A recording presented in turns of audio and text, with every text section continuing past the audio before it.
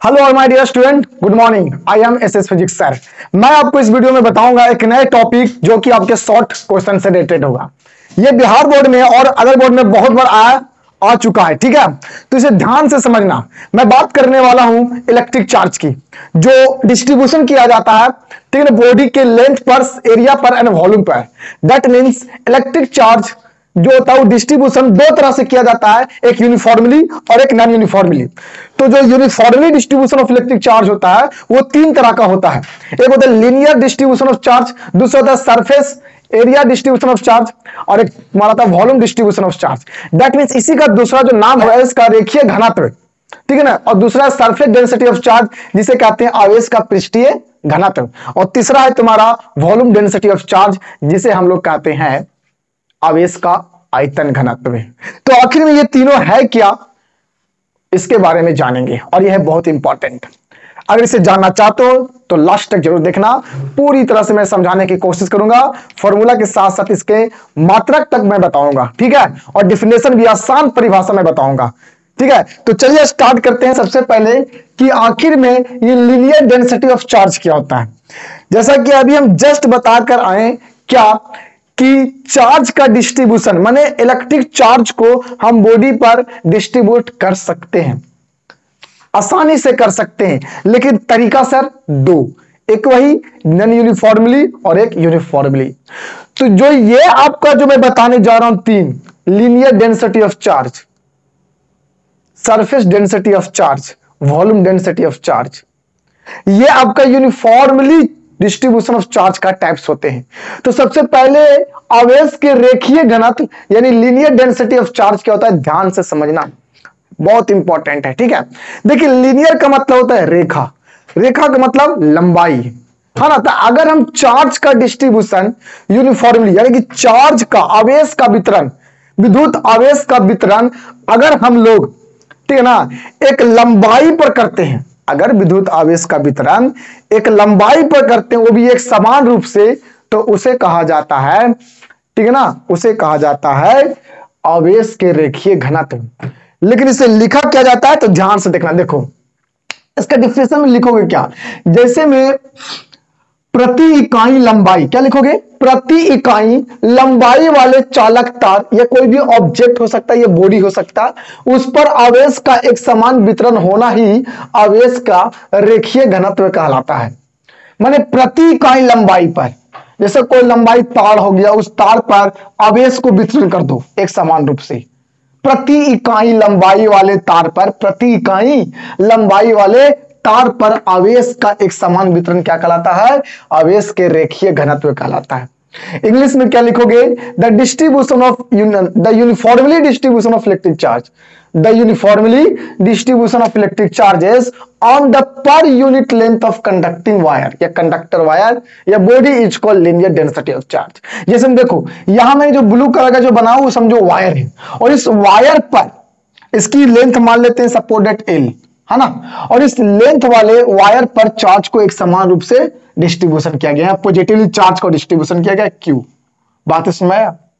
तो यहां अगर तार की लंबाई को ज्यादा कर देंगे तो क्या चार्ज का डिस्ट्रीब्यूशन ज्यादा होगा कि नहीं, जी हां। अभी थोड़ा इतना लेंथ का है वायर, तो चार्ज का डिस्ट्रीब्यूशन इतना ही होगा। अगर मैं इंक्रीज कर दूं लेंथ को तो चार्ज का डिस्ट्रीब्यूशन भी इंक्रीज हो जाएगा। तो इस आधार पर हम कह सकते हैं कि जो चार्ज का जो डिस्ट्रीब्यूशन होगा वो लेंथ के डायरेक्टली प्रोपोर्शनल होगा। तो मैं लिख सकता हूं यहां की चार्ज जो है वो लेंथ के डायरेक्टली प्रोपोर्शनल होगा। जितना ज्यादा लेंथ, चार्ज का डिस्ट्रीब्यूशन भी उतना ही ज्यादा होगा। तो यहां से जब प्रोपोर्शनल हटाते हैं डियर तो एक कांस्टेंट आता है जिसे लेमडा कहते हैं, और इस तरह से होता है लेमडा इंटू एल। और जब इसे लेमडा बराबर लिखते हैं हम लोग तो क्यू बटा हो जाता है एल, यानी कि चार्ज का डिस्ट्रीब्यूशन लंबाई पर करते हैं। एक लंबाई वाले किसी भी बॉडी पर, एल लंबाई वाले किसी बॉडी पर आवेश का वितरण करते हैं हम लोग, तो उसे लेमडा कहते हैं, और इस लेमडा को हम लोग कहते हैं आवेश के रेखीय घनत्व। इस लेमडा का नाम है, इस लेमडा का नाम क्या है, लीनियर डेंसिटी ऑफ चार्ज। और क्यू का मतलब क्या होता है, आवेश, इलेक्ट्रिक चार्ज, और एल का मतलब लेंथ ऑफ कंडक्टर। बातें समझ में आया। देखिए लेंथ ये किसी भी टाइप्स का हो सकता है, चाहे वो लीनियर हो सकता है, चाहे वो रिंग के टाइप में भी हो सकता है। अगर आपका यहां पर रिंग के टाइप में रहेगा से इस तरह से एक रिंग है ना, सर्कल टाइप में, और इसके लेंथ पर चार्ज का डिस्ट्रीब्यूशन करेगा, तब भी आपका फॉर्मूला यही लगाओगे, ठीक है ना। अगर इसकी रेडियस मान लेते हैं छोटा आर वाला रेडियस है, तो यहां पर एल की वैल्यू कितना हो जाएगा, यहां पर जो पूरा जो रिंग का पेरीमीटर यानी कि रिंग का आपका यहां पर परिमाप के बराबर हो जाएगा। यहाँ एल की वैल्यू लंबाई, ऐसे सोचो ना कि इसी मैंने लंबाई वाले तार को मैंने एक रिंग बना दिया, तो उसकी जो रिंग बना है उसकी जो रेडियस वो आर रेडियस का बना है, तो बताइए इसकी लंबाई कितनी होगी, तो इसकी जो लंबाई होगी वो होगा 2 पाई आर। 2 पाई आर माने वृत्त की परिधि जिसको हम बोल सकते हैं, रिंग का पेरीमीटर या सरकमफ्रेंस कह सकते हैं। तो यहां पर एल के जगह यहां पर आप लिख सकते हैं 2 पाई आर। कब, जब आपके रिंग की बात करेगा तब, और किसके बराबर, लेमदा बराबर। That means linear density of charge का जो सूत्र होगा वो Q बटा एल होगा। ये एल अगर लीनियर है, सीधा है, तो डायरेक्ट एल लिखेंगे, और अगर वो रिंग के टाइप में है और उसकी रेडियस दे रखा है तो एल के जगह 2 पाई आर लिख सकते हो। क्लियर, इसे बोलते हैं बाबू आवेश के रेखीय घनत्व, जिसका मैंने परिभाषा हिंदी और इंग्लिश में दोनों में लिख दिया हूं, और फिगर भी बता दिया हूं, और साथ में फॉर्मूला भी बता दिया हूं कि क्या होता है। लेकिन इसमें याद रखना, अगर एग्जाम में आता है तो जहां में करके लिख देना कि लेमदा का मतलब होता है, हिंदी वाले बच्चे लिखेंगे आवेश के रेखीय घनत्व, और इंग्लिश वाले बच्चों को लिखना है लीनियर डेंसिटी ऑफ चार्ज। और क्यू का मतलब इलेक्ट्रिक चार्ज, हिंदी में विद्युत आवेश, और एल का मतलब चालक तार की लंबाई, इंग्लिश में लेंथ ऑफ कंडक्टर। बात तो सुना। इसकी मात्रक क्या होगा सर, मेजरमेंट यूनिट क्या होगा, तो बड़ा आसान है जी, इसकी जो एसआई यूनिट होगा, मात्रक जो होगा वो क्या होगा, देखो ऊपर क्यू है, क्यू माने क्या होता है, कूलाम। आवेश का यानी कि चार्ज का मात्रक क्या होता है, यूनिट, तो होता है आपका कूलाम। नीचे क्या, लेंथ, लेंथ का क्या होगा, मीटर, तो हो जाएगा कूलाम पर मीटर, इसका यूनिट हो जाएगा किसका, लीनियर डेंसिटी ऑफ चार्ज का। अब हम बात करते हैं आवेश का पृष्ठीय घनत्व। आवेश का पृष्ठीय घनत्व बहुत बार एग्जाम में आया है जी। एक बार मेरे एग्जाम में भी, जब मैं फिजिक्स का एग्जाम दे रहा था, 12th में थे, उस टाइम मेरे बजी भी ये आया था, आवेश के पृष्ठीय घनत्व क्या है, 2 नंबर में आया था ये मेरे बजी। तो शायद आपके वजह भी 2025 में आ सकता है, तो इसको भी जान लो। ठीक है, देखिए यहां पर बात था लीनियर माने लंबाई की, रेखीय घनत्व की, लेकिन यहां सरफेस की बात करेंगे यानी एरिया की। तो जिसकी बात किया जाएगा ना बाबू, जिसकी बात किया जाएगा ना, उसी पर चार्ज का डिस्ट्रीब्यूशन होगा। जैसे यहां पर लंबाई की बात किया, रेखीय माने लंबाई, तो लंबाई का आवेश का वितरण कहलाता है आवेश के रेखीय घनत्व, लंबाई पर आवेश का। और यहां पर लिखा हुआ आवेश के पृष्ठीय घनत्व माने इसके क्षेत्रफल पर आवेश का वितरण करेंगे हम लोग। देखो क्या लिखे, प्रति इकाई, और प्रति इकाई सन में लगाना, डिफाइन ऐसा ही किया जाता है ना, प्रति इकाई सन में लगाना। क्या लिखोगे, प्रति इकाई पृष्ठीय क्षेत्रफल वाले, प्रति इकाई पृष्ठीय क्षेत्रफल वाले चालक या किसी समतल चालक पर आवेश का एक समान वितरण होना ही आवेश के पृष्ठीय घनत्व कहलाता है। यानी कि क्षेत्रफल पर आवेश को बांटना है। प्रति इकाई क्षेत्रफल वाले किसी समतल प्लेन पर अगर आवेश को बांट देते हैं एक समान रूप से, तो उसे आवेश के पृष्ठीय घनत्व कहते हैं। इसको इंग्लिश में क्या बोलोगे, दैट यूनिफॉर्मली, क्या बोलोगे, the uniformly distribution of electric charges on the per unit surface area of plane conductor. जैसे कि मैंने एक प्लेन कंडक्टर ले लिया जो 2D वाला हो, जिसकी एरिया निकाला जा सकता है, उसके एरिया पर पूरे चार्ज का डिस्ट्रीब्यूशन कराया गया है। देखो ये पूरा एरिया होगा, और इस पर देखो क्यू चार्ज का डिस्ट्रीब्यूशन है पूरे पर, यूनिफॉर्मली आना चाहिए। इंपॉर्टेंट है, सारा पर यूनिफॉर्मली की हम बात करेंगे, क्योंकि ये यूनिफॉर्मली चार्ज का डिस्ट्रीब्यूशन का टाइप्स होता है। ठीक है, तो यहां पर एरिया पर चार्ज का डिस्ट्रीब्यूशन होगा। अब तुम ही बताओ, यहां हम कह सकते हैं कि जितना ज्यादा एरिया होगा चार्ज का डिस्ट्रीब्यूशन भी उतना ज्यादा होगा। जैसे यहां पर बताया कि लंबाई, जितना ज्यादा तार लंबा होगा उतना ज्यादा चार्ज का डिस्ट्रीब्यूशन होगा। तो यहां चार्ज का डिस्ट्रीब्यूशन की जो है क्यू, वो लेंथ का डायरेक्टली प्रोपोर्शनल हुआ, लेकिन यहां एरिया पर डायरेक्टली प्रोपोर्शनल होगा। तो हम यहां लिख सकते हैं क्या, हम यहां पर लिख सकते हैं कि जितना ज्यादा क्षेत्रफल होगा, ठीक है ना, ये समतल प्लेन का, ये समतल पृष्ठीय क्षेत्रफल का, उतना ज्यादा चार्ज का डिस्ट्रीब्यूशन होगा, चार्ज का वितरण होगा। तो मैं यहां पर लिखूंगा Q जो है वो डायरेक्टली प्रोपोर्शनल होगा किसके, एरिया की, क्षेत्रफल के। तो यहां पर मैं क्या करता हूं, जब प्रोपोर्शनल समानुपाती के हटाएंगे डियर, तो आपका एक कांस्टेंट आएगा जिसका नाम है सिग्मा इनटू एरिया। अब यहां से सिग्मा बराबर सूत्र बन जाएगा Q अपॉन एरिया। देखिए ले, ये फॉर्मूला आपका किसका बन गया है, ये आपका फॉर्मूला बन गया आवेश के पृष्ठीय घनत्व का, that means surface density of charge. ये सिग्मा को कहते हैं, इंपॉर्टेंट है, सिग्मा का नाम क्या, इस सिग्मा को बोलते हैं हम लोग सरफेस डेंसिटी ऑफ चार्ज। और Q का मतलब आवेश और A का मतलब एरिया। ये 2D के लिए डिफाइन होता है, क्योंकि उसी का क्षेत्रफल पर चार्ज का डिस्ट्रीब्यूशन किया जाता है। और ये फॉर्मूला आपको याद रखना है। बात इसमें ये किसी के भी सतह पर या किसी भी पृष्ठीय सतह पर चार्ज का डिस्ट्रीब्यूशन अगर कर देते हो, चाहे वो 3D क्यों ना फिगर हो, जैसे हम देखिए गोला स्पेयर, अगर हम स्पेयर के ना पूरे पृष्ठीय पर यानी कि पूरे का पूरे उसके सतह पर सरफेस पर अगर चार्ज का डिस्ट्रीब्यूशन कर देंगे तो उस कंडीशन में मेरा देखो क्या होगा। मान लेते हैं कि ये तुम्हारा क्या एक स्पेयर है, रिंग नहीं माना स्पेयर मान लेना, और इसके पूरे ना इसके ना सरफेस पर चार्ज का डिस्ट्रीब्यूशन किया जा रहा, ये स्पेयर मान के चलेंगे, रिंग नहीं मान के चलेंगे। चलिए पूरे चार्ज का डिस्ट्रीब्यूशन लीजिए, कहां पूरे सरफेस पर। अगर सरफेस पर चार्ज का डिस्ट्रीब्यूशन है स्पेयर के बाहर वाला पर, तो यहां पर इसकी एरिया की किसकी बात करोगे, यहां पर एरिया की बात करोगे डियर। जो स्पेयर की एरिया होता है वो 4πr² होता है, समझ में आया। तो यहां पर एरिया की जगह 4πr² लिखना पड़ेगा जब स्पेयर के सरफेस पर चार्ज का डिस्ट्रीब्यूशन की बात करें तो। लेकिन अगर एक आयताकार की बात करेगा जिसकी आपका चौड़ाई और लंबाई दे देगा, तो यहां पर एरिया बात करेंगे L गुने B, तो यहां पर आपको लिखना पड़ेगा L गुने B।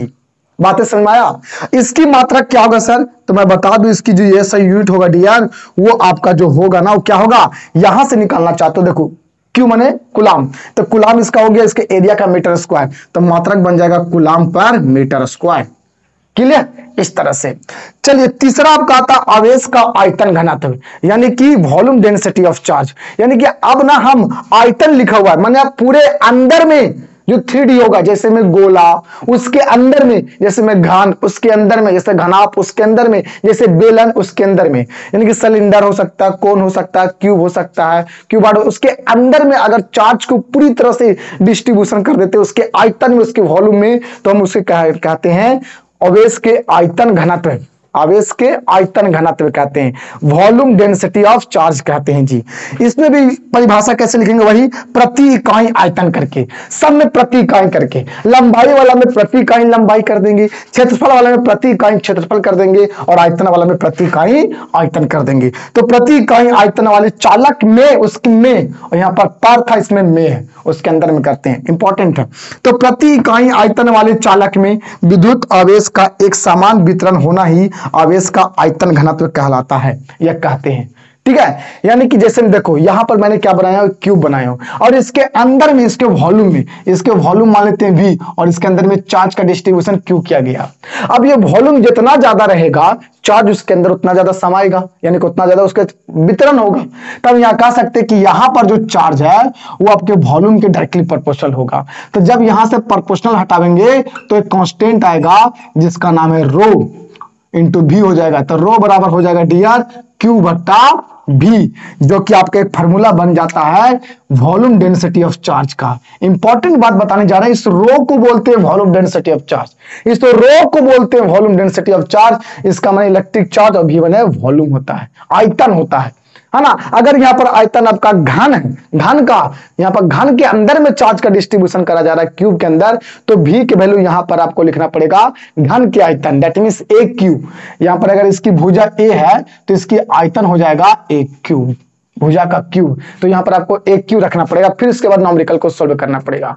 इंग्लिश में डेफिनेशन क्या लिखे हैं, the uniformly distribution of electric charge. Electric charge का यूनिफॉर्मली डिस्ट्रीब्यूशन करेंगे, लेकिन पर यूनिट करेंगे, और भी कंडक्टर के वॉल्यूम में जो 3D फिगर के अंतर्गत आवेंगे, इसे बोलते हैं वॉल्यूम डेंसिटी ऑफ चार्ज। बातें कुछ समझ में आया, वेयर में करके सब लिखना इंपॉर्टेंट है अगर एग्जाम में आता है तो।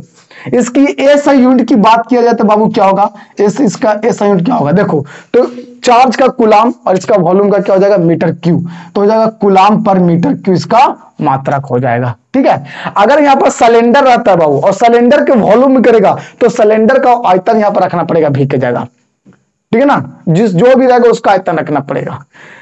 लास्ट आपका यहाँ पर विद्युत द्विध्रुव आघूर्ण, जो कि एग्जाम में आया है, ठीक है, जिसे इलेक्ट्रिक डायपोल मोमेंट कहते हैं इंग्लिश में। देखिए विद्युत द्विध्रुव आघूर्ण किसे कहते हैं, इंपॉर्टेंट है। देखिए आपने विद्युत द्विध्रुव के बारे में पढ़े होंगे। विद्युत द्विध्रुव कहते हैं एक प्रकार की पद्धति को, एक प्रकार की सिस्टम को जिसमें एक नेगेटिव चार्ज और दूसरा पॉजिटिव चार्ज होता है, जिसका मैग्नीट्यूड सेम होता है और दोनों चार्ज के बीच की एक छोटी सी डिस्टेंस 2a लिया जाता है। इसे इलेक्ट्रिक डायपोल कहा जाता है, विद्युत द्विध्रुव। लेकिन सर आघूर्ण किसे कहेंगे, ये अलग है। इलेक्ट्रिक डायपोल और इलेक्ट्रिक डायपोल मोमेंट अलग है।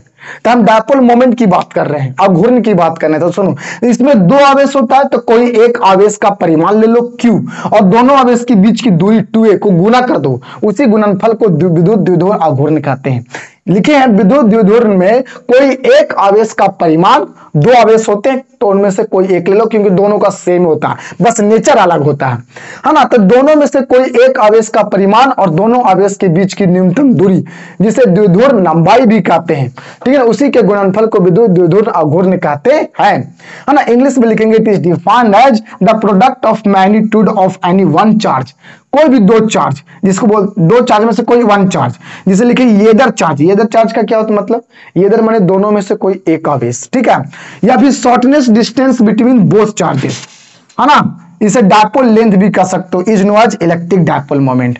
ध्यान समझना, हम बात करें कि दोनों आवेश में से कोई एक आवेश का परिमाण ले लो q और दोनों चार्ज के बीच का डिस्टेंस 2a, दोनों को गुना कर दो और उसी का नाम पड़ता है विद्युत द्विध्रुव अघूर्ण, जिसका सिंबल माय डियर p होता है। p और उसके ऊपर में वेक्टर का साइन देते हैं, क्योंकि वेक्टर क्वांटिटी होता है और इसकी डायरेक्शन भी होता है। सवाल है सर इसकी दिशा किधर होगा, तो याद रखना नेगेटिव चार्ज से पॉजिटिव चार्ज की तरफ विद्युत द्विध्रुव अघूर्ण का दिशा होता है, ठीक है। अगर इसका एसआई यूनिट कोई पूछे कि इसका एसआई यूनिट क्या होता है सर, तो यहां से निकाल सकते हो। क्यू का मतलब आवेश, इसका मात्रक होता है कूलाम, और 2a क्या डिस्टेंस, तो इसको लिख देंगे मीटर, तो कूलाम मीटर। याद रखना सेंटीमीटर नहीं पढ़ना, कूलाम मीटर पढ़ेंगे। हमने बीच में ना यहाँ पर बिंदु दिया हूं, ये कूलाम मीटर इसका मात्रक हो जाएगा, किसकी, विद्युत द्विध्रुव अघूर्ण की, इलेक्ट्रिक डायपोल मोमेंट की। एक बात और बता देता हूं, इसकी जो सीजीएस यूनिट होता है, जो कि अक्सर एग्जाम में आता है, वो आपका होता है देबाई। क्या होता है, देबाई, जिसे हम लोग लिखते हैं हिंदी में भी देबाई लिखते हैं। देबाई इंपॉर्टेंट एग्जाम में आया जी, देबाई इलेक्ट्रिक डायपोल मोमेंट की सीजीएस यूनिट हुआ और ऐसा यूनिट कूलाम मीटर हो जाएगा। क्लियर। तो इस तरह से मैंने आपको, ठीक ना, कुछ छोटे छोटे क्वेश्चन शॉर्ट में जो लघु में पूछे जाते हैं वो इंपॉर्टेंट वाला बताया। हमको लगता है कि बहुत चांस इसको आने का, तो पूरी तरह से याद कर लेना, नोट्स कर लेना। फिर मिलेंगे अगले वीडियो में एक नए टॉपिक के साथ, तब तक के लिए ओके, गुड बाय।